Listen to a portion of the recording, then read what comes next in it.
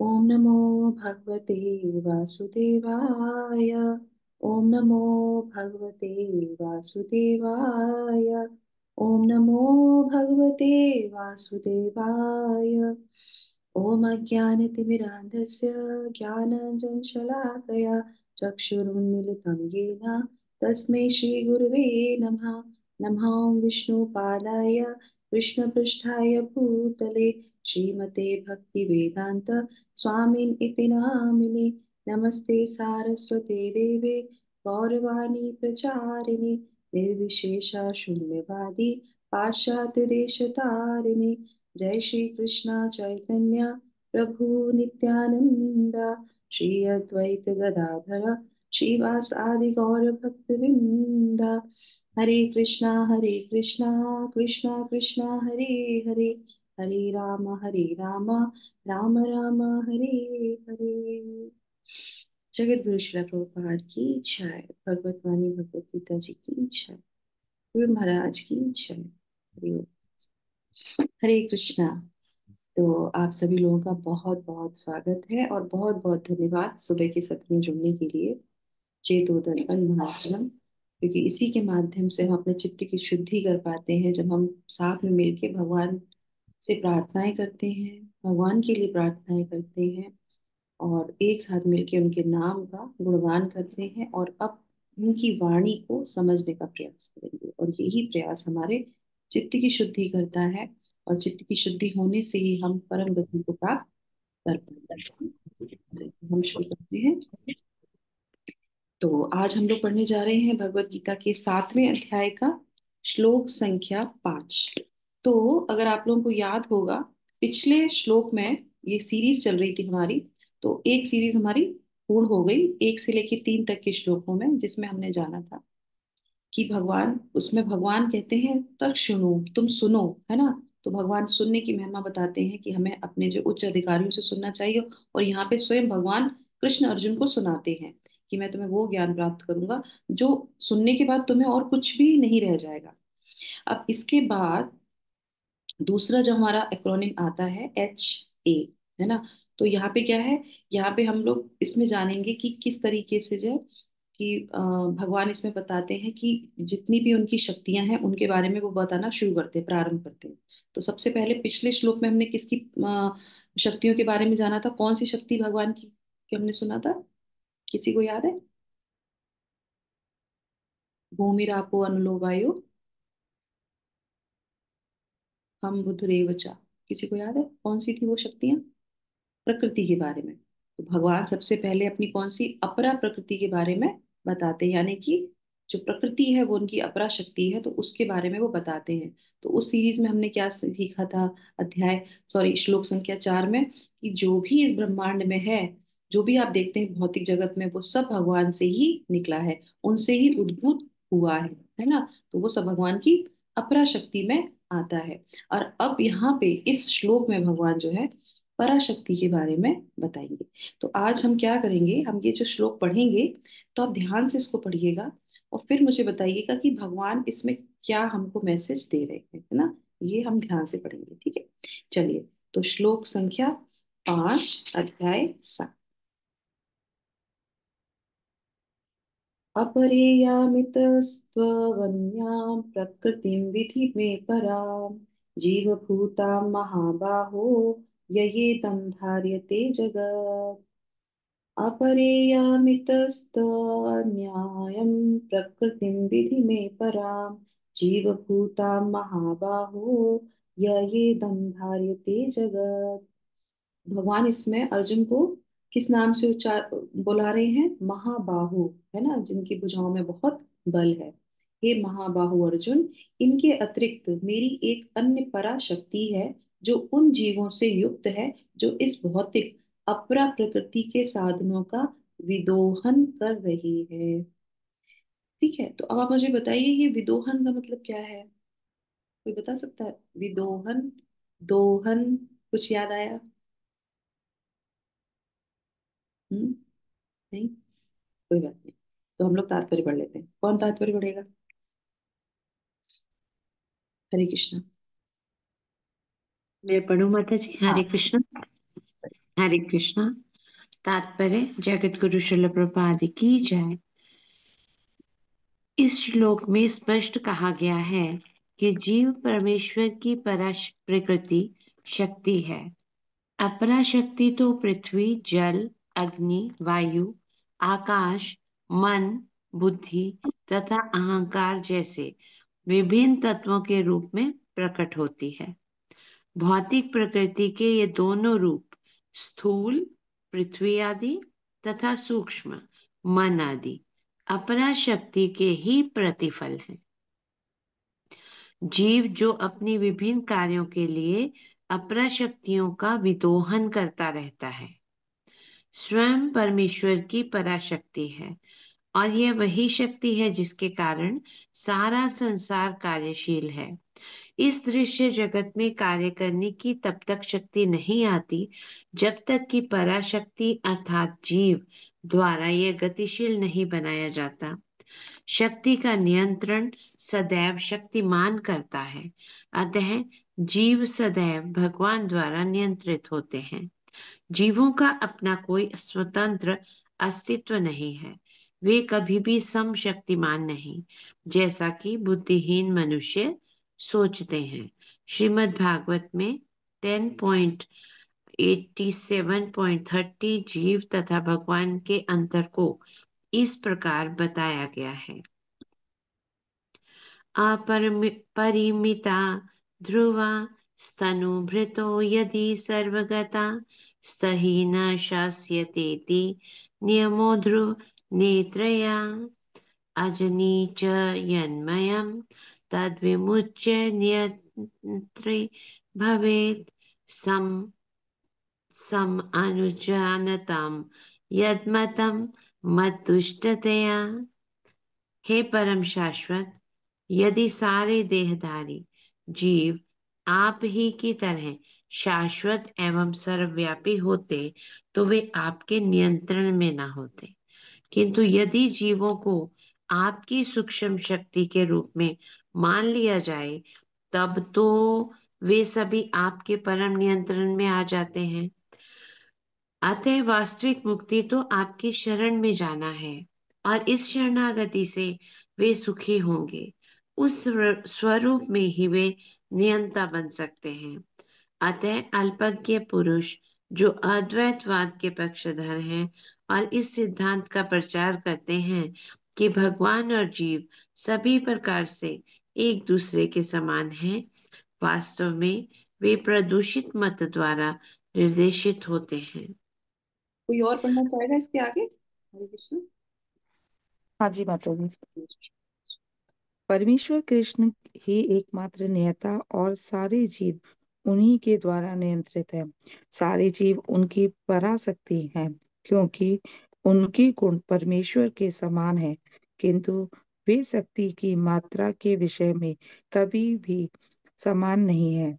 स्थूल तथा सूक्ष्म अपराशक्ति का भोग करते हुए पराशक्ति जीव को अपने वास्तविक मन तथा बुद्धि की विस्मृति हो जाती है। इस विस्मृति का कारण जीव का जड़ प्रकृति का प्रभाव है। किंतु जब जीव माया के बंधन से मुक्त हो जाता है, तो उसे मुक्ति पद प्राप्त होता है। माया के प्रभाव में आकर अहंकार सोचता है, मैं ही पदार्थ हूँ और सारी भौतिक उपलब्धि मेरी है। जब वह सारे भौतिक विचारों से, जिनमें भगवान के साथ तादात्म्य भी सम्मिलित है, मुक्त हो जाता है, और तो उसे वास्तविक स्थिति प्राप्त होती है। अतः यह निष्कर्ष निकाला जा सकता है कि गीता जीव को श्री कृष्ण की अनेक शक्तियों में से एक मानती है, और जब यह शक्ति भौतिक कल्मश से मुक्त हो जाती है, तो यह पूर्णतः कृष्ण भावना भावित या बंधन मुक्त हो जाती है। हरे कृष्ण।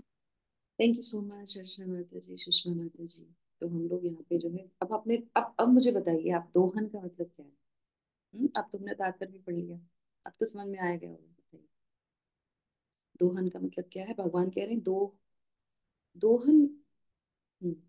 यस अर्चना, विदोहन मैंने दोहन बोल दिया, अच्छा। विदोहन लिखा है, विदोहन और दोहन का मतलब एक ही है, बताइए। मतलब शोषण माता जी।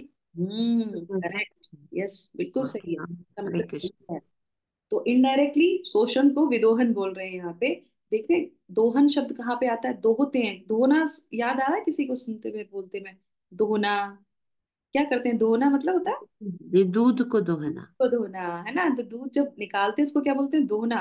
मतलब हम उस चीज को प्राप्त कर रहे हैं, धो रहे हैं। कैसे होता है? अपने आप थोड़ी ना निकलता है वो, उसको खींच के उसको निकाला जाता है, प्रयास किया जाता है उससे निकालने का, तब हमको दूध की प्राप्ति होती है। करेक्ट। तो ये है विदोहन। और ये कौन करता है? ये जीव करता है, यानी कि पराशक्ति। तो अब हम यहाँ पे इसको समझेंगे, जो साइंस यहाँ पे भगवान बता रहे हैं। देखिए, तारीफ तो बहुत की है उन्होंने, पराशक्ति है मेरी, है ना, मतलब हम सब जीव आत्मा है। तो यहाँ पे भगवान जो क्या बोल रहे हैं इस श्लोक में, मैं पढ़ रही थी तो मुझे बहुत ही भगवान बहुत कनेक्ट करते हैं। मैं कल ही जो है ईशोपनिषद पढ़ रही थी, तो उसमें भी जो पहला श्लोक था, जो मंत्र है उसमें 18 मंत्र हैं, जो वेदों के सारे मंत्र हैं, उसमें जो पहला मंत्र था उसमें भी यही बात बताई जा रही थी। और उसके बाद जब मैं ये श्लोक मैंने पढ़ा कि आज हमारा कल श्लोक ये होगा, तो उसका भी अर्थ सेम टू सेम यही निकला। तो तो इसमें क्या बताते हैं कि इसके अतिरिक्त जो हमने पहले जो भगवान की प्रकृति के बारे में साना, शक्ति के बारे में, वो है अपरा शक्ति, मतलब भगवान की प्रकृति। जो भी जो आप देखते हैं यहाँ पे, जल वायु अग्नि, है ना, ये सब भगवान की अपरा शक्ति है। और उसमें इसके अतिरिक्त, है ना, वो भी है, और उसके अतिरिक्त एक मेरी अन्य पराशक्ति है, जो उन जीवों से युक्त है। मतलब कि सारे जो जीव आत्माएं हैं वो पराशक्ति में आ जाते हैं। और पराशक्ति कौन है? भगवान की ही शक्ति है, यानी कि हम भगवान की शक्ति हैं। और क्या है? और ये उच्च शक्ति है। परा अपरा शक्ति निम्न होती है, निकृष्ट होती है, और उत्कृष्ट शक्ति में कौन आते हैं? हम। क्योंकि हमने भी तात्पर्य में पढ़ा, शिला प्रभुपाद क्या बोलते हैं कि इस अपरा शक्ति को कार्यान्वित रखने के लिए किसकी आवश्यकता है? पराशक्ति की, यानी कि हम लोगों की आवश्यकता है। हम होंगे तो ही ये कार्य के लिए है। जैसे हमने पहले आपको बताया था, ट्रायंगल बना लेते हैं। तो ट्रायंगल में क्या है? एक तरफ भगवान, एक तरफ प्रकृति, एक कोने में जीवा। तो हमारे लिए ही ये प्रकृति बनाई है भगवान ने, कि तुम इस यहाँ पे रहो, और जब तक तुम यहाँ रहते हो तब तक तुम इन चीजों का उपयोग करो, कि तुम आराम से रह सकते हो, है ना, उसी लिए प्रकृति बनाई है। पर हम क्या करते हैं? हम दोहने लगते हैं, हम उसका ज्यादा उपयोग करते हैं, अन जो बोलते हैं ना कि दुरुपयोग करने लगते हैं उसका। तो ये हमारे लिए यहाँ पे बहुत अच्छी शिक्षा है। तो वो कहते हैं कि अपरा प्रकृति के साधनों का विदोहन कर रहे हैं। तो अब यहाँ पे समझने वाली बात क्या है, जो हम ईशोपनिषद से मैं आपको सुनाती हूँ, बहुत अच्छा जो है मंत्रा है, फर्स्ट मंत्रा। ये किताब है ईशोपनिषद। तो उसमें बोलते हैं, ईशावासे इदम सर्वम यत्किंचित जगत्याम जगत, तेन तत्वेन भुंजीता मागृथा कस्य धनम। तो बोलते हैं इसमें कि इस ब्रह्मांड के भीतर की प्रत्येक जड़ अथवा चेतन वस्तु भगवान के द्वारा ही नियंत्रित है ना। जड़ कौन है? परा अपरा प्रकृति। और चेतन कौन है? परा प्रकृति। ठीक है, तो जड़ और चेतन दोनों। अतएव मनुष्य को चाहिए कि अपने लिए केवल उन्हीं वस्तुओं को स्वीकार करे जो उसके लिए आवश्यक हैं, और जो उसके भाग के रूप में नियत कर दी गई हैं। मनुष्य को यह भली भांति जानते हुए कि अन्य वस्तुएं किसकी हैं, भगवान की हैं, उसे स्वीकार नहीं करना चाहिए। तो आप बताइए, हमारे लिए भगवान ने कौन सी चीज नियत करके रख दी है? बताइए, हमारे लिए भगवान ने इस प्रकृति में जीवों के लिए कौन सी चीज नियत करके रख दी कि ये तुम्हारा ही भाग है, इसको तुम्हें लेना ही लेना है। तो बताइए कौन सी चीज है? थोड़ा सा चिंतन कीजिए। हम्म थोड़ा क्लिष्ट हो रहा है? बिल्कुल तत्व ज्ञान है ये, बिल्कुल सांख्य फिलोसफी चल रही है यहाँ पे। ठीक है, मैं बताती हूँ आपको बहुत छोटे से उदाहरण के साथ। ये दोहन से ही ले लेते हैं। भगवान ने हमको क्या दिया है? प्रकृति में घास दी है, घास दी है ना। भगवान ने हमें जीव भी दिए। जीव है ना, श्रीमद् भागवतम में भी आते हैं, जीवत से जीवन आना, मतलब एक जीव दूसरे जीव के, वो कॉन्टेक्स्ट अलग है, ये अलग है यहाँ पे। तो यहाँ पे क्या है? गाय भी है, जीवों में गाय भी आ गई। तो गाय के लिए घास है, उसके लिए वो भाग प्रदत्त कर दिया गया है, वो घास ही तो खाएगी प्रकृति से। तो उसमें कुछ पाप नहीं, क्योंकि उसका भरण पोषण उसी से होगा। अब गाय से क्या निकलता है? दूध। दूध किसके लिए प्रदत्त कर दिया गया है? बताइए। ये हमारे लिए।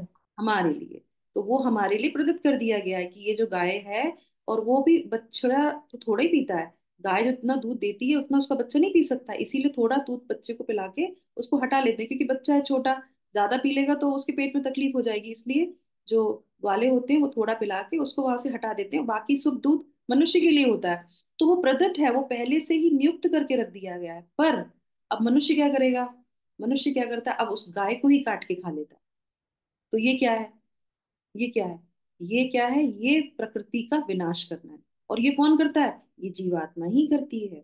तो अपनी जो आपको स्वतंत्रता दी गई है उसका दुरुपयोग अगर आप करते हैं तो क्या होते हैं?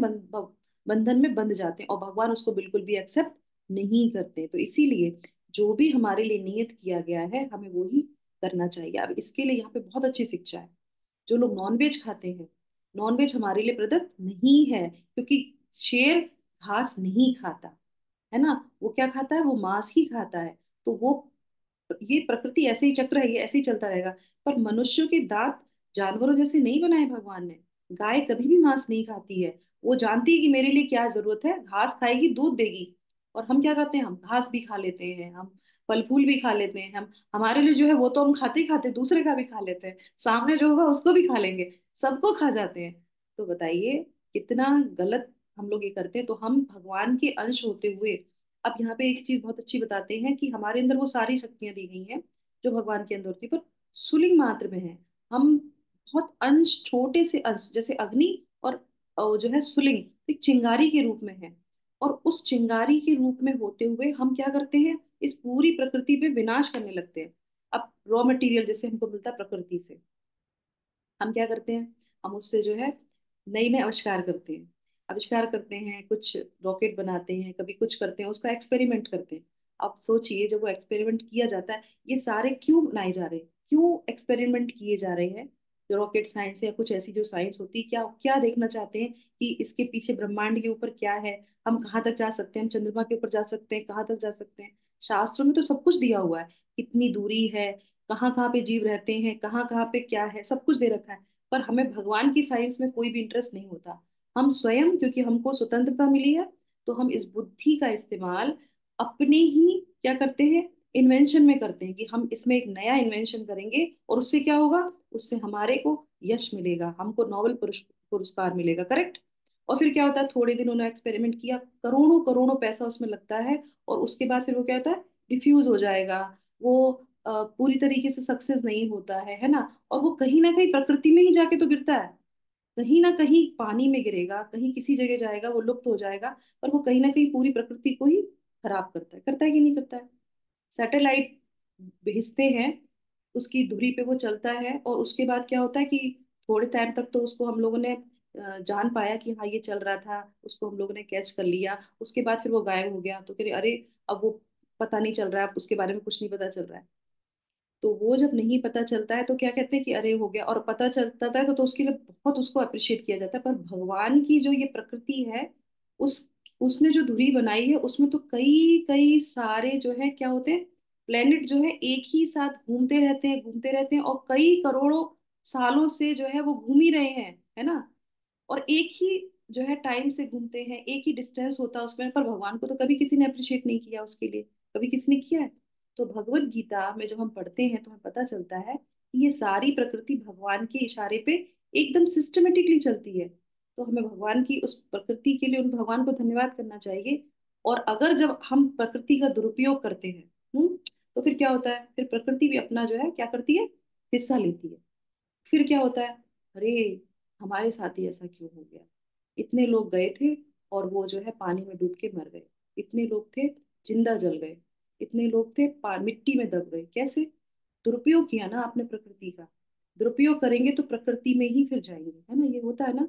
तो ये शास्त्रों में लिखा है, इसीलिए हमें सामंजस्य बिठा के रखना चाहिए, क्योंकि हम भी भगवान की शक्ति हैं, प्रकृति भी भगवान की शक्ति है। अन्य बहुत ज्यादा आवश्यकता से अधिक कभी भी किसी चीज का उपयोग नहीं करना चाहिए।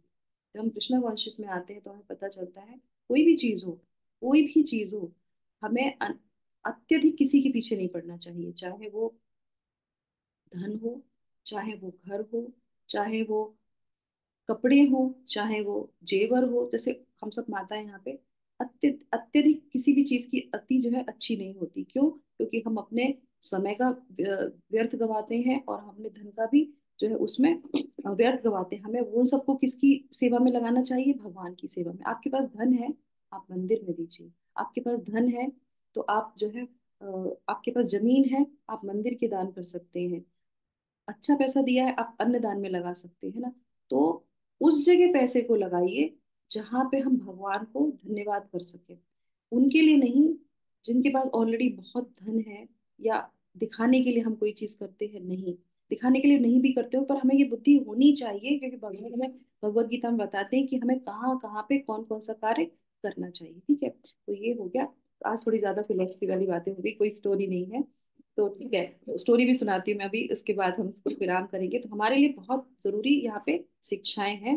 तो श्रीमद् भागवतम में जो श्लोक दिया गया है, श्रीला प्रभुपाद यही समझाते हैं कि हे परम शाश्वत, यदि सारे देहधारी जीव आप ही की तरह शाश्वत और सर्वव्यापी होते तो वे आपके नियंत्रण में ना होते। इसका क्या मतलब कहने का है?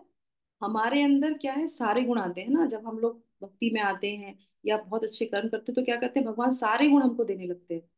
पर एक चीज बहुत अच्छी है, भगवान कितने भी आप अच्छे हो जाइए, कितने भी बड़े हो जाइए, पर भगवान जितने गुण आपके अंदर नहीं आ सकते। ब्रह्मा जी जो गुण मिलाए जाते हैं, तो हम लोग श्रीमद् भागवतम में पढ़ते हैं, एग्जैक्टली मुझे याद नहीं आ रहा इस समय। ब्रह्मा जी के अंदर कुछ गुण होते हैं सिमिलर, है ना। उसके बाद शिव जी में होते हैं, तो ब्रह्मा में ज्यादा होते हैं, शिव जी में शायद और उनसे भी शायद ज्यादा होते हैं, पता नहीं कम होते हैं, ऐसे होते हैं। और जीव में भी कुछ परसेंट होता है ना। हमारे अंदर 36 गुण तो सब लोग को पता ही है, 36 गुण होते हैं। तो वो सब मिल सकते हैं भगवान से, ठीक है, ये भी गुण मिल जाए। भगवान ने भगवत गीता में इतने सारे गुण दिए हैं, अगर इस पे भी प्रयास करेंगे तो ये गुण सब डेवलप हो जाएंगे। पर कुछ गुण ऐसे हैं जो आप कभी भी, कोई भी भगवान जैसा नहीं हो सकता। क्या है? एक तो शाश्वत तो हम हैं ही, ठीक है, शाश्वत तो हम हैं ही, पर सर्वव्यापी हम कभी नहीं हो सकते। सर्वव्यापी हो सकते हैं, हमारा अपना क्षेत्र, हम सिर्फ अपने क्षेत्र के मालिक रहेंगे बस। दूसरे के क्षेत्र के बारे में हम कभी नहीं जान पाएंगे। हम परमात्मा नहीं हो सकते कि हम अपने ही बैठे बैठे हम सब के हृदय के बारे में जान जाए। फिर भी भगवान बहुत सारी शक्ति हमें प्रदान करते हैं, फिर भी हमें बहुत सारी ऐसी चीजें होती हैं जो साइंस होती है, पता चल जाता है, पर एक ही समय पे रहते हुए हर जगह हम नहीं दिख सकते। करेक्ट? वो भगवान क्या है? शक्तिशाली है। वो भगवान जो है शक्तिमान है, और हम उनकी शक्ति हैं, तो हम बहुत सूक्ष्म रूप में हैं, और हमें अपनी उस चीज का ध्यान ज्ञान रहना चाहिए। और जो भी भगवान की शक्ति यानी कि परा अपरा शक्ति है, उसके साथ कोऑर्डिनेट करना चाहिए। प्र- प्रकृति को भगवान की सेवा में लगाना चाहिए, उसका दुरुपयोग कभी भी नहीं करना चाहिए। और उसके बाद फिर बोल देते हैं कि तब नहीं होता, किंतु यदि जीवों को अपनी सूक्ष्म शक्ति के रूप में मान लिया जाए, तब तो वे आपकी सभी आपके परम नियंत्रण में आ जाती हैं। तो अगर हमें ये ज्ञान होता है कि हम भगवान की शक्ति हैं, we are a part of parcel of lord Krishna, तो हम भगवान के नियंत्रण में रहेंगे। और इसीलिए श्रीला प्रभुपाद हमेशा ये इम्फेसाइज करते रहते थे कि हम कौन है? भगवान के पार्ट एंड पार्सल है, दास, हम भगवान के दास हैं। जीवेर स्वरूप हो कृष्णेर नित्य दास, हम भगवान के नित्य दास हैं। ये मानसिकता रहेगी तो हमें अहंकार नहीं आएगा। जो हमारे अंदर मिथ्या अहंकार है कि हम शाश्वत हैं, हम अलग है, वो हमारे अंदर नहीं होगा। और हम ये जानेंगे हम शरीर नहीं है, आत्मा है, आत्मा परमात्मा का अंश है, और हमें भगवान की नित्य सेवा करनी चाहिए। ठीक है, तो ये हमारा ये यहाँ पे हमें समझ, इस चीज को हम समझ लेते हैं। ठीक है, बाकी ये पूरी जो है क्या है, फिलॉसफी है। तो इसमें शिक्षा जो है मैं यहाँ पे ये आती है। और उसके बाद जो है और भी बहुत से ऐसे उदाहरण हैं, पर अभी हम उस पर नहीं जाएंगे। तो शिला प्रभुपाद का एक उदाहरण हम बताते हैं आपको बहुत अच्छा, और उसके बाद हम यहाँ पे इसको विराम करेंगे। और दो शिक्षाएं आप मुझे बताएंगे कि हमको क्या मिली। ठीक है, तो एक बार क्या होता है, शिला प्रभुपाद से एक व्यक्ति मिलने के लिए आता है मायापुर में, और अच्छा बिजनेसमैन होता है। तो जो भी यहाँ पे बिजनेसमैन है ध्यान से सुनिए इस चीज को। तो वो आते हैं और वो प्रभुपाद मॉर्निंग वॉक के लिए जाते हैं, मॉर्निंग वॉक के लिए जाते हैं। शिल प्रभुपाद उससे पूछते हैं कि क्या करते हैं आप?" तो वो कहता है मैं बिजनेस करता हूँ। तो बोले अच्छा, किसका व्यापार करते हैं?" तो वो कहते हैं मैं कांच का व्यापार करता हूँ, कांच से जो सामान बनता है उसका व्यापार करता हूँ। शिल प्रभुपाद उससे बोलते हैं अच्छा, तो कांच कहाँ से मिलता है आपको? तो वो कहते हैं कि वो एक रॉ मटेरियल होता है ना, उससे बनता है कांच। बोले हाँ, वो ही रॉ मटेरियल कहाँ मिलता है आपको? कहाँ से लाते हैं उसको खरीद के? अरे नहीं नहीं, खरीद के लाने की जरूरत नहीं है, वो तो जो नदी होती है ना, उसी के तट पे ही जो है वो मिल जाता है, सिलिका उसको बोलते हैं। वो उससे मिल जाता है। अच्छा, तो ये सिलिका कहाँ से आता है? तो वो कहता है कि नदी से आता है। तो नदी कहाँ से आती है? ये नदी पहाड़ों से आती है। फिर बोले पहाड़ कहाँ से आते हैं? फिर वो समझ गया कि ये यहाँ पे शिला प्रभुपाद ने मुझे फंसा दिया। तो कहते हैं कि नहीं नहीं, ये सब भगवान ने दिया है, ये पहाड़ ये नदियां ये सब भगवान की ही है। तो कहते हाँ, अब आए ना सही लाइन पे। तो वो कहते फिर तो मैं वहीं से ले लेता हूँ। तो कह रहे खरीद के लेते हो? कह रहे नहीं नहीं, सब लेते हैं तो हम भी ले लेते हैं। तो बोले इसका मतलब तो तुम चोर हो, है ना, तुम तो चोरी करते हो। तो कहते हैं, फिर उसको समझ में आ जाता है, वो चुप हो जाता है। फिर वो बोलता है प्रभुपाद, मैं ना मंदिर में भगवान को दान भी करता हूँ, जो मुझे पैसा धन आता है ना उसमें दान करता हूँ। तो फिर लोग कहते हैं ठीक है, फिर तुम थोड़े कम चोर हो। तो इससे क्या हमें सीखने को मिलता है कि जो भी कुछ मिलता है या जो भी कुछ मटेरियल चीजें बनाई जाती हैं, सिलिका आप देखिएगा गूगल पे, कांच के छोटे छोटे कण होते हैं, रेत बालू जैसे होते हैं, चमकते हैं, उनसे ही जो है कांच बनता है। अब आप इससे इमेजिन करिए, ये शिला प्रभुपाद के जरा से व्याख्यान से आप इमेजिन कीजिए कि आज हम कितना कांच उपयोग में ला रहे हैं, कितना कांच, कितनी चीजें हमारे घर में कांच की होंगी। वो सब किससे बना हुआ है? भगवान की प्रकृति से बना है। क्या हम उन सब चीजों को देख के बोलते हैं थैंक यू भगवान, थैंक यू भगवान? या वो जो फैक्ट्री वाले को भी बोलते होंगे, या कोई फैक्ट्री वाला जो इतना सारा व्यापार कर रहा है, क्या भगवान के किसी मंदिर में जाके इतना डोनेशन देता होगा? देता होगा? नहीं देता।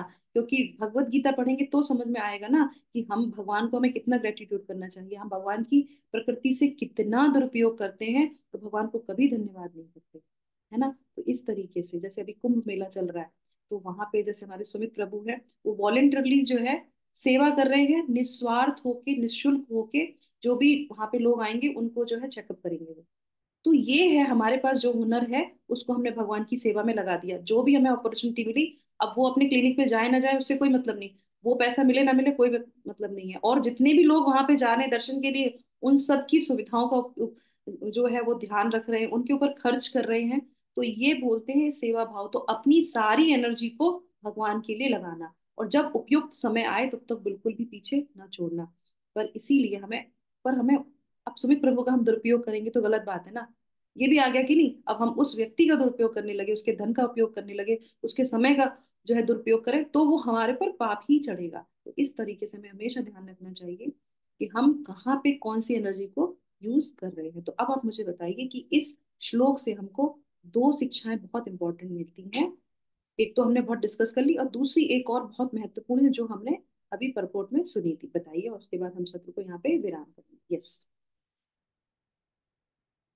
बताइए बताइए। हमें सीखना तो है ही ना कि हम क्या पढ़ रहे हैं, हमें क्या समझ में आ रहा है, क्या भगवान शिक्षा दे रहे हैं। यस, बताइए। हम्म, कुछ भी समझ में आया अरे तो? हाँ माता जी। हाँ, माता जी, एक तो यही कि हम जो है जीव भगवान के कभी भी बराबर नहीं हो सकते हैं, और भगवान ही सुप्रीम कंट्रोलर है। और दूसरा कि हमें भगवान की इस प्रकृति का विदोहन नहीं करना चाहिए। वेरी नाइस, बहुत बढ़िया माता जी। और देखिए, एक दूसरे वाले पैराग्राफ में ये माता जी ने दो पॉइंट बताए, यही दोनों पॉइंट पर्याप्त हैं। और उसके साथ एक और है, जो लोग ये बोलते हैं कि भगवान कौन है, निर्विशेष है ना। तो वो हमें ध्यान रखना चाहिए कि कोई भी कार्य जब होता है तो किसी के पीछे होता है। तो जो हम इलेक्ट्रिसिटी होती है या कोई भी चीज चल रही, तो उसके पीछे बैठ के कोई व्यक्ति चलाता है उसको, ऐसे ही नहीं होती वो, करेक्ट। उसके पीछे किसी का हाथ होता है। तो भगवान निर्विशेष नहीं है।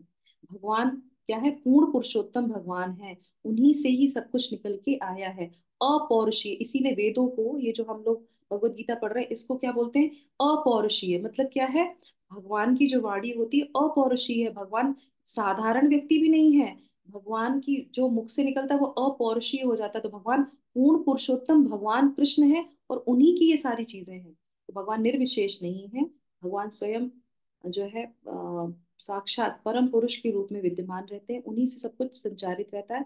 तो ये सांख्यवादी और निर्विशेषवादी, मायावादी जो मानते हैं कि सब सिर्फ जो है प्रकाश है, व्यक्ति विशेष कुछ भी नहीं है, नहीं। तो इस चीज का ये बात जो है खंडन करता है कि सब भगवान की एनर्जी है। चाहे वो प्रकृति हो, वो भी भगवान की एनर्जी है, हम भी भगवान की एनर्जी हैं। तो भगवान स्वयं है, और उनको इसको जो है पूर्ण करने में किसी जो है किसको बोलते हैं ना, औरत जिसको बोलते हैं, मेल फीमेल की भी आवश्यकता नहीं है। भगवान अपने ज्ञान से ही उसको उद्भूत कर देते हैं। जैसे हमारे यहाँ होता है ना, किसी चीज को, जैसे एरोप्लेन बनाया, तो भगवान के एरोप्लेन में क्या होता है कि एक मादा एक नर मिले तो उसके बाद फिर और चीजें क्रिएट हो गई। भगवान को इसकी भी जरूरत नहीं है, भगवान स्वयं सबको उद्भूत कर देते हैं। तो भगवान की शक्ति इतनी बड़ी शक्ति है। तीन चीजें हमने जानी। भगवान निर्विशेष निर्ब्रह्म जो नहीं है, भगवान व्यक्ति विशेष है और सब कुछ उनकी ही शक्ति से चलता है, चाहे वो चेतन हो और चाहे वो जड़ हो। दूसरा, जैसे माता जी ने बताया कि हमको भगवान की प्रकृति जो है अपरा शक्ति का विदोहन नहीं करना चाहिए, है ना। और हम भगवान के अंश मात्र हैं, और हमें भगवान से, भगवान की परा अपरा प्रकृति से परा प्रकृति को कोऑर्डिनेशन में कार्य करना चाहिए, तो ही हम उसके भगवान के सही मायने में दास से कहलाएंगे, है ना। तो इसी के साथ हमने इस श्लोक को जाना अच्छी तरह। आगे भी हम जो है 7वें श्लोक तक यही शक्तियों के बारे में जानेंगे, तो हमारे लिए बहुत अच्छी, हम भगवान की शक्ति है तो हमें भगवान के लिए कार्य करना चाहिए। तो इसी के साथ हम विराम करेंगे और भगवान को धन्यवाद देते हुए हरे कृष्ण महामंत्र बोलेंगे। हरे कृष्णा कृष्ण कृष्णा हरे हरे, हरे रामा राम राम हरे हरे। जगत गुरु श्रील प्रभुपाद की जय। हरि ओम तत्सत। कांच की चूड़ियां पहनते हैं तो भी भगवान की याद आनी चाहिए कि अरे, ये भी भगवान की शक्ति है, हम तो पूरे भगवान की शक्ति से ओत प्रोत रहते हैं, है ना। Thank you so much. Hare Krishna. आप सबका दिन शुभ हो, मंगलमय हो। हरे